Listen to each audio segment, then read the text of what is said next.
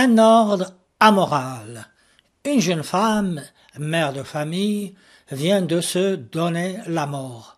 C'est toujours une triste nouvelle que la mort de jeunes personnes avant l'heure.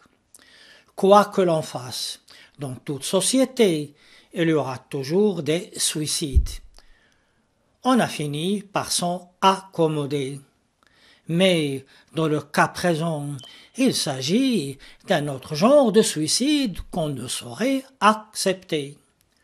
Cette jeune femme est morte parce qu'on l'a poussée à la mort par le harcèlement sur les réseaux sociaux.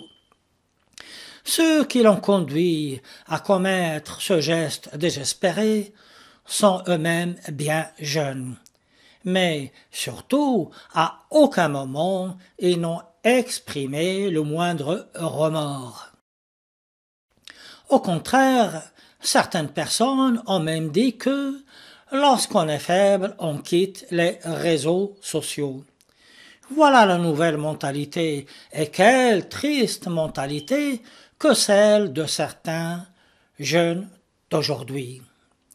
Des jeunes qui poussent à la mort d'autres jeunes et s'en réjouissent, sont-ils encore des êtres humains? Quelle sorte de parents sont les leurs? À quel genre d'enfants donneront-ils la naissance? Quelle amitié peuvent-ils partager?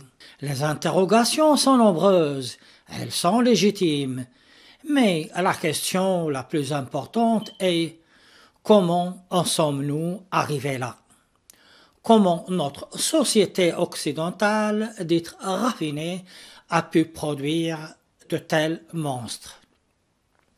Avons-nous même le droit de nous poser pareille question?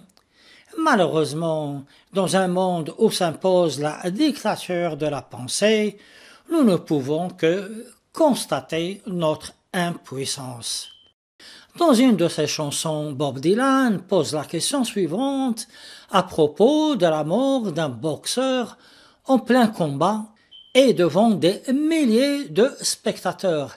Qui est responsable de la mort de Davey Moore, le boxeur? Voici les premiers couplets de l'adaptation qu'en fit Grim Allwright en 1967. Qui a tué Davey Moore? Qui est responsable et pourquoi est-il mort? Ce n'est pas moi, dit l'arbitre, pas moi. Ne me montrez pas du doigt. Bien sûr, j'aurais peut-être pu le sauver si au 8e j'avais dit assez. Mais la foule aurait sufflé. Ils en voulaient pour leur argent, tu sais. C'est bien dommage, mais c'est comme ça. Il y en a d'autres au-dessus de moi. C'est pas moi qui l'ai fait tomber.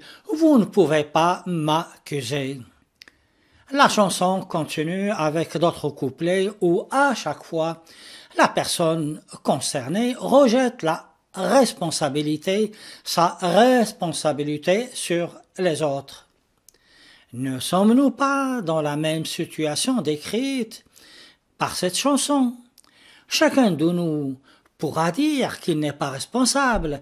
Chacun de nous pourrait dire que c'est la faute des autres. Mais en fin de compte, c'est la faute de nous tous.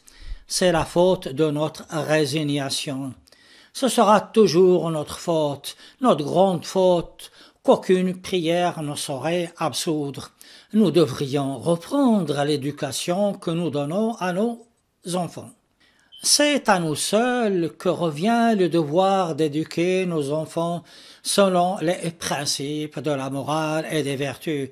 Ce n'est ni aux autres, ni à l'école, ni aux réseaux sociaux de le faire. Si nous ne reprenons pas en main notre propre destin, notre propre morale, il y aura d'autres jeunes filles, d'autres jeunes mères de famille, d'autres jeunes hommes, d'autres jeunes pères de famille qui seront poussés au suicide.